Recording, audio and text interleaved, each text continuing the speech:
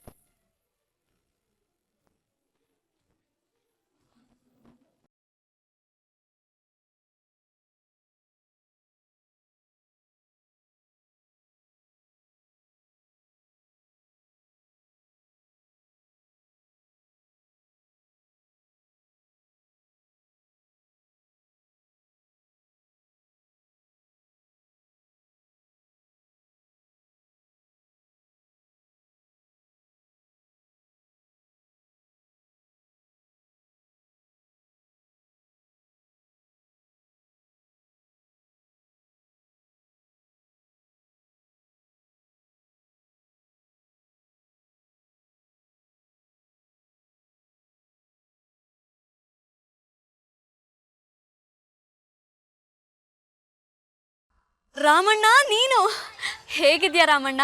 ಎಷ್ಟು ದಿನ ಆಯ್ತು ನಿನ್ನ ನೋಡಿ. ಎಲ್ಲಿದ್ಯಾ, ಏನ್ ಮಾಡ್ತಿದ್ಯಾ? ನಂದಿನಿ, ನೀನಾ? ನನ್ನ ಕೈಯಲ್ಲಿ ನಂಬೋಕೆ ಆಗ್ತಾ ಇಲ್ಲ. ಎಷ್ಟು ದಿನ ಆಯ್ತು ನಿನ್ನ ನೋಡಿ. ಹೇಗಿದ್ಯಾ? ನಾನ್ ಚೆನ್ನಾಗಿದ್ದೀನಿ ರಾಮಣ್ಣ, ದೇವ್ರಿಟ್ ಹಾಗಿದ್ದೀನಿ. ಎಲ್ಲಿದ್ಯಾ? ಏನ್ ಮಾಡ್ತಿದ್ಯಾ?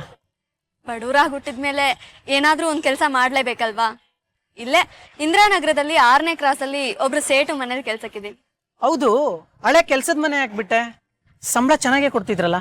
ಸಂಬಳ ಏನೋ ಚೆನ್ನಾಗೇ ಇತ್ತು ರಾಮಣ್ಣ. ಆಕೆ ಒಳ್ಳೆವಳೆ, ಆದ್ರೆ ಅವಳ ಗಂಡ ಸರಿ ಇರ್ಲಿಲ್ಲ, ಅದಕ್ಕೆ ಕೆಲಸ ಬಿಟ್ಬಿಟ್ಟೆ. ಒಳ್ಳೆ ಕೆಲಸ ಮಾಡದೆ ಬಿಡು, ಆಗೋದೆಲ್ಲ ಒಳ್ಳೇದಕ್ಕೆ. ಹೌದು, ತರಕಾರಿ ತಗೊಂಡ್ಯಾ? ತಗೊಳಂಗಿದ್ರೆ ಇಲ್ಲೇ ತಗೋ, ನಮ್ಮವನೇ. ಇಲ್ಲ. ಬೆಲೆ ಜಾಸ್ತಿ ಅಷ್ಟೇ.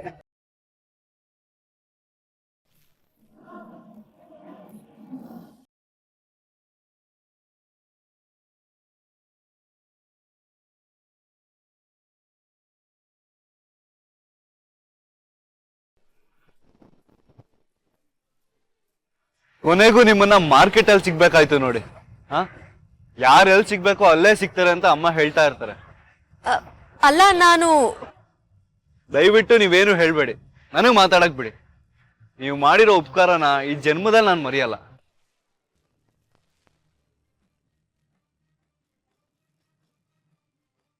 ಯಾವ ಋಣಾನು ಬಂದನೋ ಏನೋ, ನೀವು ನಮ್ ತಾಯಿ ಜೀವ ಉಳಿಸಿದೀರ. ಅಷ್ಟೇ ಅಲ್ಲ, ನಮ್ ಮನೆಗ್ ಬಂದು ನಮ್ ತಾಯಿನ ಅಷ್ಟು ಚೆನ್ನಾಗಿ ನೋಡ್ಕೊಂಡಿದ್ದೀರಾ. ಎತ್ತಣ ಮಾಮರ ಎತ್ತಣ ಕೋಗಿಲೆ ಅಂತಾರೆ. ನಾನ್ ನಿಮ್ಗೆ ಹೇಗೆ ಹೇಳ್ಬೇಕು ಅಂತ ಗೊತ್ತಾಗ್ತಿಲ್ಲ. ನಾನು ನಿಮ್ಗೋಸ್ಕರ ಏನು ಮಾಡದೆ ಹೋದ್ರು ಕಡೆ ಪಕ್ಷ ಥ್ಯಾಂಕ್ಸ್ ಹೇಳಕ್ ಅವಕಾಶ ಸಿಕ್ತಲ್ಲ, ಅದೇ ನನ್ನ ಭಾಗ್ಯ ಅನ್ಕೊಳ್ತೀನಿ. Thank you very much. ಅಮ್ಮಂಗೆ ಇವತ್ತು ಹೇಳಿ ಬಂದಿದ್ದೆ, ಅಮ್ಮ ಇವತ್ತು ಏನೇ ಆಗ್ಲಿ ಚಿನ್ನನ ನೋಡಿ ಒಂದು ಥ್ಯಾಂಕ್ಸ್ ಹೇಳಿ ಬಂದೇ ಬರ್ತೀನಿ ಅಂತ. ಸದ್ಯ ಅದು ಸಾಧ್ಯ ಆಯ್ತಲ್ಲ, ತುಂಬಾ ಸಮಾಧಾನ ಆಯ್ತು.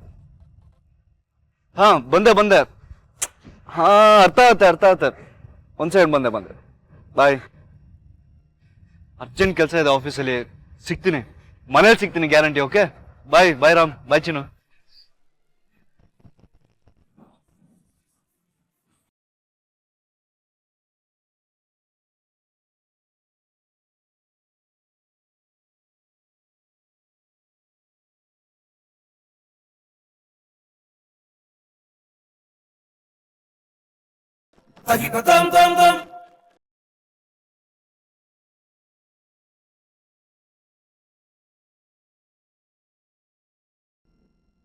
ಯಾರಣ್ಣ ಆ ಮನುಷ್ಯ?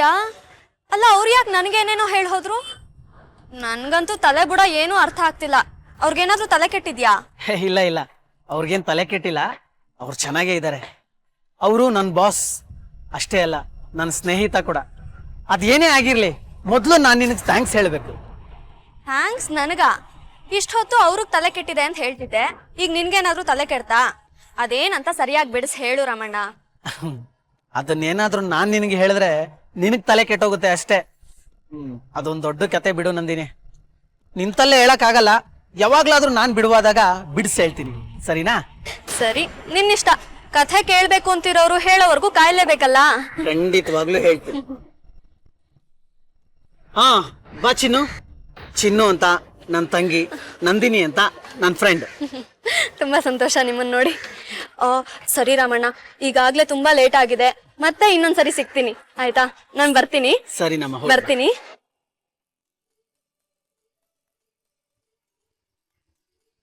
ರಾಮಣ್ಣ, ಏನು ಈಗ ತಾನೇ ಆಕಾಶ ತಲೆ ಮ್ಯಾಗ ಬಿದ್ದಂಗಿದೆ, ಈಗ ಮಳೆಗೆ ಬಂದಂಗೆ ನಿಂತಂಗಿದ್ಯಾ? ಕೆಲವು ಸಲ ಹಾಗೇನೆ. ನಿಂದು ಚೌಕಾಸಿ ವ್ಯಾಪಾರ ಮುಗಿತಾ? ಓ, ಹಂಗೋ ಹಿಂಗೋ ಮಾಡಿ 35 ರೂಪಾಯಿಗೆ 1 kg ಟೊಮೆಟೊ ತಂದೆ. ಮತ್ತೆ ಬಾ ಮನೆಗೆ ಹೋಗೋಣ. ಕೊಡು. ನಿಮ್ಗಿಂತ 5 ರೂಪಾಯಿ ಕಡಿಮೆಗೆ ತಂದೆ. ದೇವ್ರೆ, ಇವತ್ತು ನೀನು ನನ್ನನ್ನು ಧರ್ಮ ಸಂಕಟದಿಂದ ಪಾರ್ ಮಾಡ್ದಲ್ಲಪ್ಪ. ನಿನ್ನ ಕರುಣೆ ಸದಾ ನನ್ನ ಮೇಲೆ. ಕಾಲ್ ಎಳೆದ ಕಡೆ ಹೋಗೋದು, ಕೂತ್ ಕಡೆ ಸಿಕ್ಕಿದ್ದನ್ ತಿನ್ನೋದು. ಎಷ್ಟು ಹೇಳಿದ್ರು ಕೇಳಲ್ಲ ನೀವು. 3 ವಾರದಲ್ಲಿ 3ನೇ ಸಲ ನಿಮ್ಗೆ ಹೊಟ್ಟೆ ನೋವು ಬರ್ತಿರೋದು. ನಿಮ್ಗೆ ಸ್ವಂತ ಬುದ್ಧಿನೂ ಇಲ್ಲ, ಬುದ್ಧಿವಂತರು ಹೇಳೋ ಮಾತನ್ನು ಕೇಳೋದಿಲ್ಲ. ತಗೊಳ್ಳಿ ಮಾತ್ರೆ.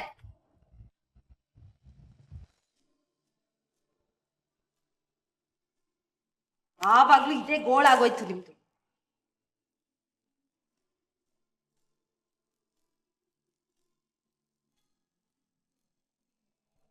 ಲೇ, ಓದೋದ್ ಕಡೆ ನೀನು ಕೊಟ್ಟು ಟಿಫನ್ ಕ್ಯಾರಿಯರ್ ಹೊತ್ಕೊಂಡು ಹೋಗಿ ತಿನ್ನಕ್ಕಾಗತ್ತೇನೆ? ಹೋಟೆಲೆಲ್ಲ ಬೋರ್ಡು ನೋ ಸ್ಮೋಕಿಂಗ್ ಅಂತ. ಅದ್ರ ಜೊತೆ ಈಗ ಹೊರಗಡೆಯಿಂದ ತಂದು ತಿಂಡಿ ತಿನ್ಬೇಡಿ ಅಂತಲೂ ಬೋರ್ಡು. ನಾನೇನಾದ್ರೂ ಕೇಳಿದ್ರೆ ಅದಕ್ಕೊಂದು ಉತ್ತರ ಬಾಯ್ಪಾಠ ಮಾಡ್ಕೊಂಡೇ ಇರ್ತೀರಾ. ನಿಮ್ ಹಿಂಸೆನ ನನ್ನ ಕೈಲಿ ನೋಡಕ್ ಆಗಲ್ಲ. ಹೊರಗಡೆ ಏನು ತಿನ್ಬೇಡಿ ಅಂದ್ರೆ ತಿನ್ಬೇಡಿ ಅಷ್ಟೇ.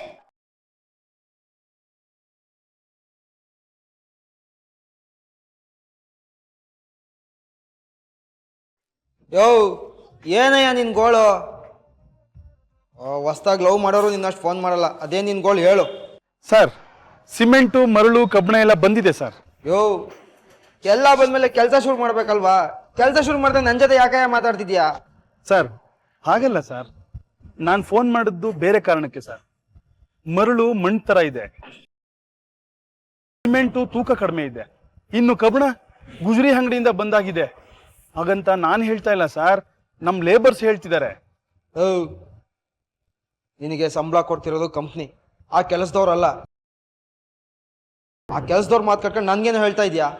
ನೋಡು, ನಾನೇ ಕಂಪ್ನಿ, ನೀನು ನಾನು ಹೇಳ್ದಂಗೆ ಕೇಳಬೇಕು ಅಷ್ಟೇ. ಜ್ಞಾಪಕ ಇಟ್ಕೋ, ನನ್ನಂತವನು ಒಬ್ಬ, ನನ್ನಂತವನಿಗೆ ನಿನ್ನಂತವನು 100 ಜನ. ಬಡವ ನೀನು ಮಡಗ್ದಂಗೆ ಇರುವಂತ ಕತೆ ಕೇಳಿದ್ಯಾ ತಾನೆ? ಸರ್, ನಾನು ಹೇಳ್ತಿರೋದು ಕಂಪ್ನಿ ಕಾರಣಕ್ಕೆ ಸರ್. ನಾಳೆ ಏನಾದರೂ ಹೆಚ್ಚು ಕಡಿಮೆ ಆದ್ರೆ ಕಂಪ್ನಿಗೆ ಕೆಟ್ಟ ಹೆಸರಲ್ವಾ ಸರ್? ನಾನು ಹೇಳ್ದಷ್ಟು ಕೆಲಸ ಮಾಡ್ಯಾ, ಅಧಿಕ ಪ್ರಸಂಗತನ ಮಾಡಬೇಡ. ಸೈಟಿಗೆ ಮೆಟೀರಿಯಲ್ ಬಂದು ಬಿದ್ದಿದೆ ತಾನೆ, ಮತ್ತೆ ಬಾಯಿ ಮುಚ್ಕೊಂಡು ಕೆಲಸ ಶುರು ಮಾಡು.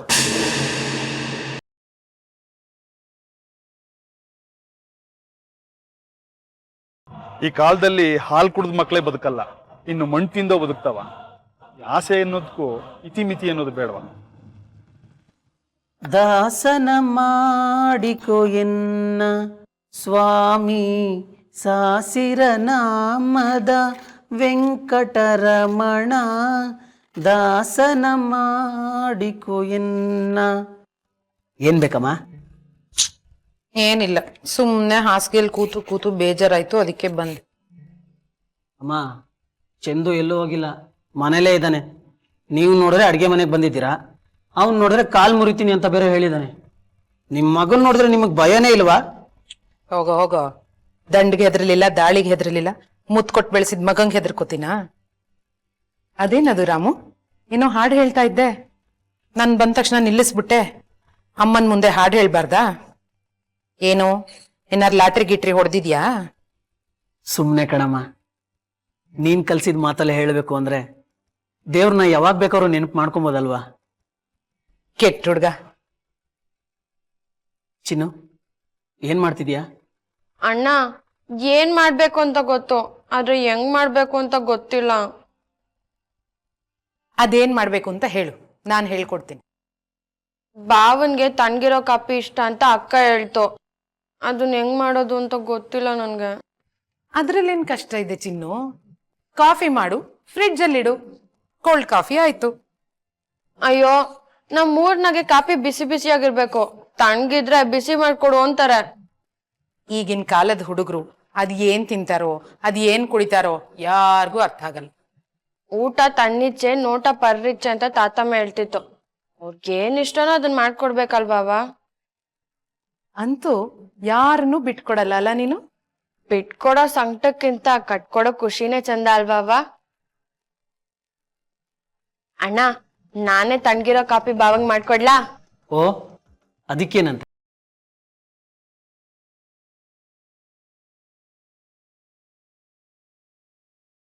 ನೀನ್ ಯಾರನ್ನ ಭಾವ ಅನ್ಕೊಂಡಿದ್ಯೋ ಅವ್ರು ನಿನ್ ಭಾವ ಅಲ್ಲ, ನಿನ್ನ ಗಂಡ ಅಂತ ನಿನಗೆ ಗೊತ್ತೇ ಇಲ್ವಲ್ಲ ತಂಗಿ.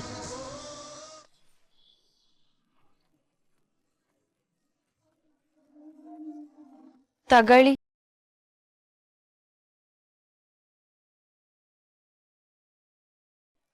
ತಣ್ಣಗಿರೋ ಕಾಪಿ ನಿಮಗ್ ತುಂಬಾ ಇಷ್ಟ ಅಂತ ನನಗ್ ಗೊತ್ತು, ಅದಕ್ಕೆ ಮಾಡ್ಕೊಂಬಂದೆ.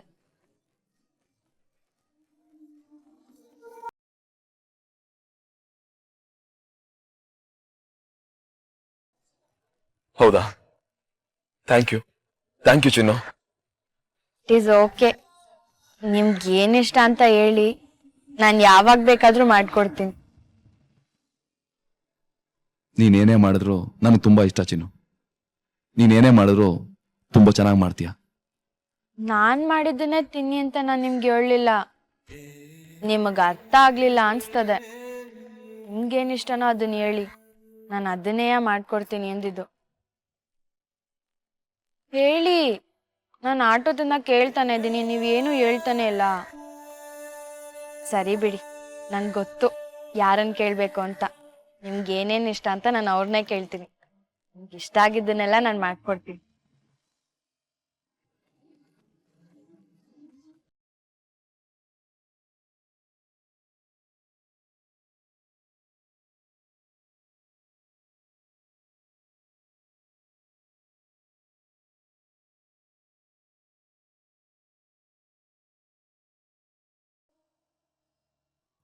ಚಿನ್ನು, ಏನೋ ಇಷ್ಟೊಂದು ಖುಷಿಯಾಗಿದ್ಯಾ? ಅದು ಅದೇನು ಅಂದ್ರೆ, ಪಾವನ್ಗೆ ತಣ್ಣಗಿರೋ ಕಾಫಿ ತುಂಬಾ ಇಷ್ಟ ಅಂತ ಶ್ರುತಿ ಅಕ್ಕ ಹೇಳಿದ್ಲು. ನಾನ್ ಮಾಡ್ಕೊಂಡೋಗ್ ಕೊಟ್ಟೆ. ಅವ್ರಿಗೆ ಎಷ್ಟು ಇಷ್ಟ ಆಯ್ತು ಗೊತ್ತಾ? ಅಷ್ಟೇ ಅಲ್ಲ ಚಿಕ್ಕಿ ಅಕ್ಕ, ಪಾವನ್ಗೆ ನಾನು ಏನ್ ಮಾಡ್ಕೊಟ್ರು ತುಂಬಾ ಇಷ್ಟ ಅಂತೆ. ಹೌದಾ? ನೀನ್ ಏನ್ ಮಾಡ್ಕೊಟ್ರು ನಂಗೂ ತುಂಬಾ ಇಷ್ಟ ಆಗತ್ತೆ. ಯಾಕಂದ್ರೆ ನೀನ್ ಏನೇ ಮಾಡಿದ್ರು ತುಂಬಾ ಚೆನ್ನಾಗಿ ಮಾಡ್ತೀಯ.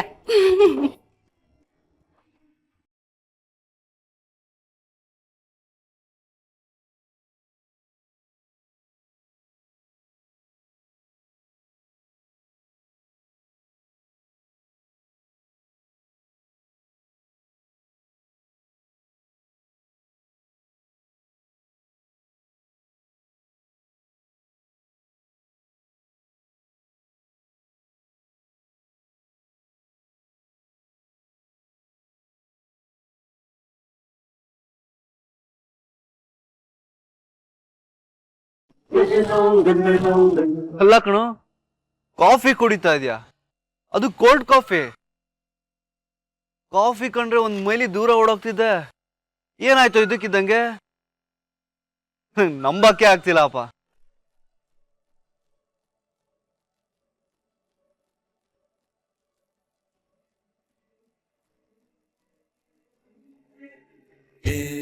ಕೆಲವು ಸಲ ಹಾಗೆ ಕಣೋ, ಬೀಸೋ ಗಾಳಿ ದಿಕ್ಕು ಬದಲಾಯಿಸುವಷ್ಟು ಸುಲಭವಾಗಿ ಮನುಷ್ಯನ ಮನಸ್ಸು ಕೂಡ ಬದಲಾಗುತ್ತೆ. ಮನುಷ್ಯ ಇಷ್ಟು ಸುಲಭವಾಗಿ ಇಷ್ಟು ಬೇಗ ಮನ್ಸು ಬದಲಾಯಿಸ್ತೇನೆ ಅಂದ್ರೆ ನಾನ್ ನಂಬಲ್ಲ. ಅದಕ್ಕೇನಾದ್ರೂ ಒಂದು ರಣಕಾರಣನೋ ರಾಜಕಾರಣನೋ ಅಥವಾ ಬಲವಾದ ಕಾರಣ ಇರಲೇಬೇಕು. ಈಗ ತಮ್ಮ ಕಾರಣ ಏನು ಅಂತ ಹೇಳ್ತೀರಾ ಮಿಸ್ಟರ್ ಸಿದ್ದು?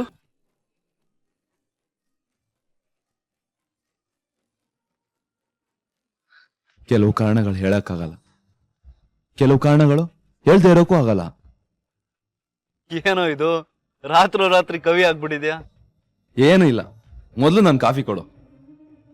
ನನಗ್ ಕೋಲ್ಡ್ ಕಾಫಿ ಇಷ್ಟ ಅಂತ ಇಡೀ ಮನೆಯವ್ರಿಗೆಲ್ಲ ಗೊತ್ತು. ಮೋಸ್ಟ್ಲಿ ನನ್ ಬದಲು ನಿನಗ್ ತಂದು ಕೊಟ್ಬಿಟ್ಟಿದ್ದಾರೆ ಅನ್ಸುತ್ತೆ. ಏಯ್, ಅದು ನನಗಂತ ಕೊಟ್ಟ ಮೇಲೆ ಅದು ನನ್ ಸ್ವಂತ. ನನ್ಗೆ ಯಾಕೋ ನೀನು ಮುಂಚಿನ ತರ ಇಲ್ಲ ಅನಿಸ್ತ, ಎಲ್ಲೋ ಕಳ್ದೋಗ್ಬಿಟ್ಟಿದ್ಯಾ ಕಣ. ಹಾ ಇರ್ಲಿ, ಇಟ್ಕೊಂಡಿರೋ, ಮೀಟಿಂಗ್ ಇದೆ, ಮುಗಿಸ್ಕೊಂಡ್ಬಂದು ನಿನ್ನ ವಿಚಾರಿಸ್ಕೊಳ್ತೀನಿ.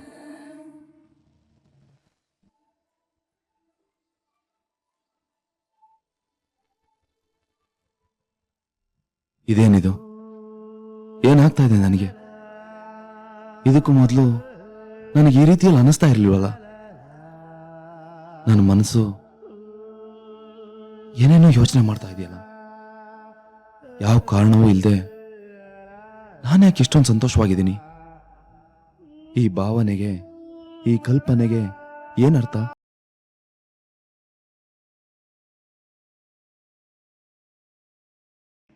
ಹೇಳು ಶ್ವೇತಾ. ನೋಡಿ, ಮತ್ತೆ ಮತ್ತೆ ಹೇಳ್ತಿದ್ದೀನಿ ಅಂತ ಬೇಜಾರ್ ಮಾಡ್ಕೋಬೇಡಿ. ಯಾವುದೇ ಕಾರಣಕ್ಕೂ ಹೊರಗಡೆ ಊಟನ ತಿನ್ಬೇಡಿ ಅಷ್ಟೇ. ಶ್ವೇತಾ, ನಿನ್ಗೇನು ಮಾಡಕ್ ಕೆಲಸ ಇಲ್ವಾ? ಕಂಪ್ನಿಲಿ ನನಗೆ 1000 ಕೆಲಸ ಇರುತ್ತೆ. ನೀನ್ ಫೋನ್ ಮಾಡ್ಬಿಟ್ಟು ಅದು ತಿನ್ಬೇಡಿ ಇದು ತಿನ್ಬೇಡಿ ಅಂತ ಡಾಕ್ಟರ್ ತರ ಮಾತಾಡ್ತೀಯಲ್ಲ. ನೀನ್ ಮೊದಲು ಫೋನ್ ಕಟ್ ಮಾಡು.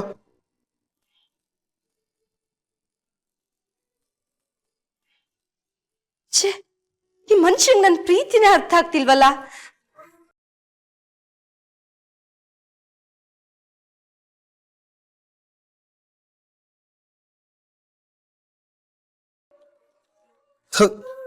ಏನ್ ಈ ಪಾಡಿ ತಲೆ ತಿಂತಾಳಿ? ಇವ್ರಿಗೆ ಹೊಟ್ಟೆ ನೋವು ಅಂತ ಹೇಳಿದ್ದೆ ತಪ್ಪಾಗೋಯ್ತು. ಹಲೋ ರಂಜಿತ್, ನಾನೇ. ಹೊರಗಡೆ ಎಲ್ಲೂ ಊಟ ಮಾಡ್ಬೇಡಿ, ನಾನೇ ಮನೆಯಿಂದ ತರ್ತೀನಿ. ಶ್ವೇತಾ, ಮೊದ್ಲು ಫೋನ್ ಇಡು. ನಾನು ಯಾವ್ದೋ ಇಂಪಾರ್ಟೆಂಟ್ ಫೋನಿಗೆ ಕಾಯ್ತಾ ಇದ್ದೀನಿ. ಸರಿ.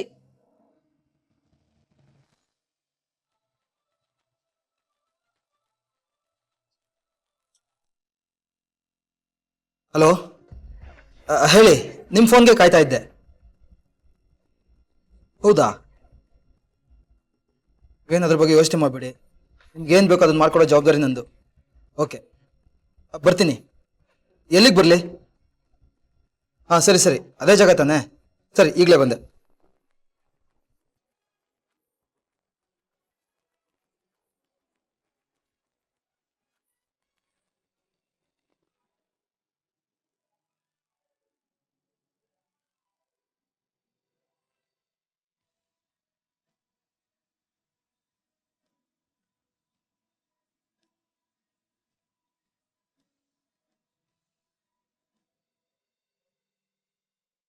ಚಂದು, ನಿನ್ನ ಹತ್ರ ಸ್ವಲ್ಪ ಮಾತಾಡಬೇಕು.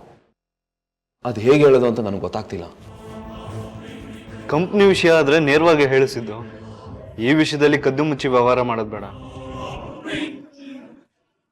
ಕಂಪ್ನಿ ಅಕೌಂಟ್ಸ್ ಯಾರು ನೋಡ್ಕೊಳ್ತಿರೋದು? ಇನ್ಯಾರು? ಕುಮ್ದತ್ತ. ನಾನು ಈ ವಿಷಯನ ನಿಂಗೆ ಅವತ್ತೇ ಹೇಳಿದ್ನಲ್ಲ, ಮತ್ತೆ ಯಾಕೆ ಹೇಳ್ತಿದ್ಯಾ? ಕನ್ಫರ್ಮ್ ಮಾಡೋಕೆ ಕೇಳಿದೆ. ಈ ಫೈಲು ಅಕೌಂಟ್ಸ್ ನೋಡು, ನಾನು ನಿನಗೆ ಏನು ಹೇಳಕ್ ಬರ್ತಾ ಇದ್ದೀನಿ ಅಂತ ಅರ್ಥ ಆಗುತ್ತೆ. ಅದೇನ್ ಹೇಳ್ಬೇಕು ಹೇಳು ಸಿದ್ದು. ಯಾರೋ ನಮ್ಮ ಕಂಪ್ನಿಗೆ ಮೋಸ ಮಾಡ್ತಿದ್ದಾರೆ, ದ್ರೋಹ ಮಾಡ್ತಿದ್ದಾರೆ. ಲೆಕ್ಕದಲ್ಲೇ ಮೋಸ ಇದೆ. ಸಿ